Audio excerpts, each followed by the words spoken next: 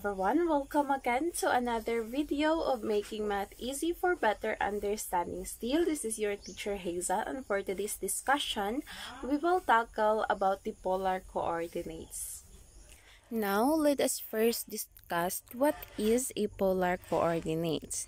So, a polar coordinate or a polar coordinate system is a two-dimensional coordinate system in which each point on a plane is determined by the distance from the reference point and an angle from the reference direction. So, polar coordinates describe a point in space as an angle of rotation around the origin and a radius from the origin. So, the difference between the Cartesian coordinate and the polar coordinate is that the components of Cartesian coordinate is the x and y vector. However, in the polar coordinate, the magnitude or the length and the direction of a vector is the component. Now, the Greek letter theta is often used to denote an angle. So, and a polar coordinate is conventionally referred to as the coordinates of the radius and the theta, which is the angle, instead of the x and y coordinates for the Cartesian coordinates.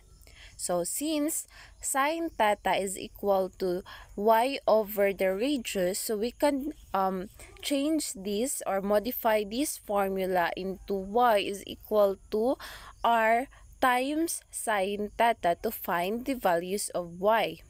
Then, cosine theta is equal to x over r, so we can modify it to find the value of x, such as x is equal to r multiplied to the cosine theta.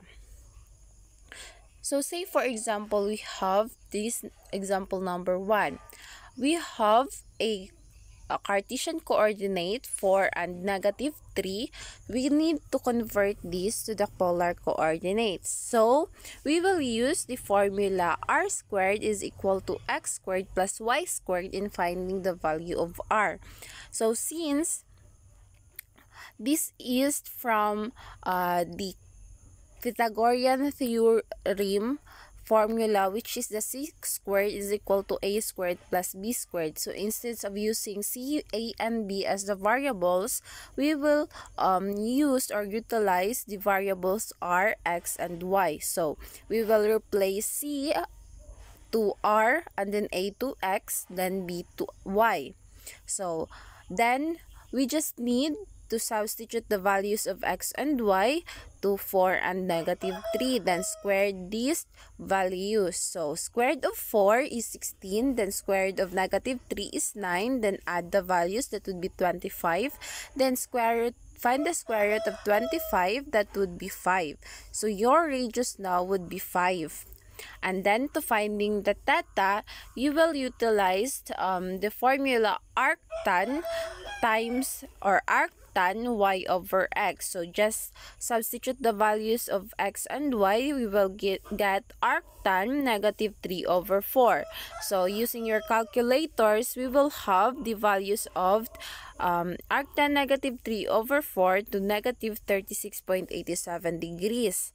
So since, as you can see, these values will be found in the fourth quadrant. So we will need to add 180 degrees to find the real angle of 4 and negative 3. So that would be negative 36.87 plus 180. So your theta now, or your angle, would be 143.13 degrees.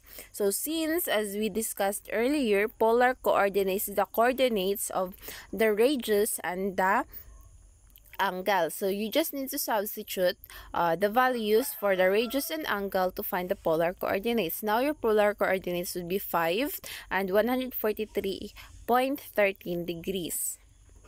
Next, we will have another example. So what if the given rectangular coordinates or Cartesian coordinates would be 1 and square root of 3. So same as the early example, we will utilize the formula for our radius as r squared is equal to x squared plus y squared. Then substitute the values and then square the sum of the values. So that would be r is equal to square root of 4. And then the square root of 4 is 2. So your radius now would be equal to 2. And then in finding the theta or the angle, same formula. So arctan is equal arctan y over 3. Then substitute the values. Then we will get now theta is equal to 60 degrees. So the polar coordinates for the rectangular coordinates 1 and square root of 3 is 2 and 60 degrees. And that ends our discussion for today. Thank you for listening and I hope you've learned something in today's discussion. See you in my next discussion. Take care and God bless.